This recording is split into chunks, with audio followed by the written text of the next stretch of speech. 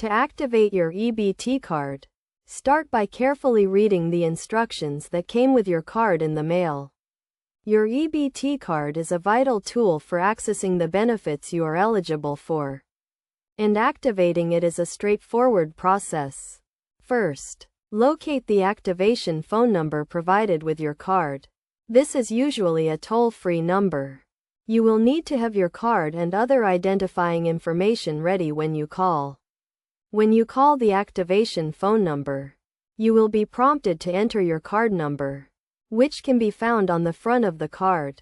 Be sure to enter the number carefully to avoid any errors.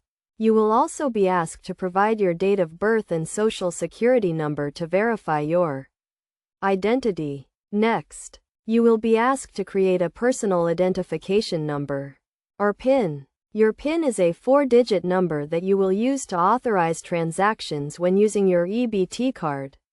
Choose a number that is easy for you to remember, but hard for others to guess.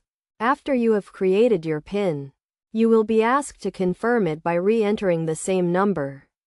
This is to ensure that you have entered your PIN correctly.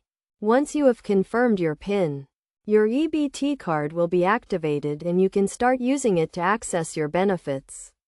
You can use your card at any store that accepts EBT.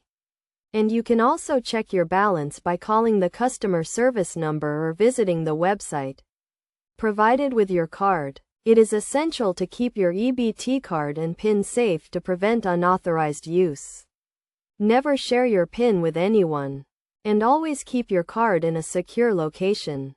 If your card is lost or stolen, contact the customer service number immediately to report it and have a replacement card issued.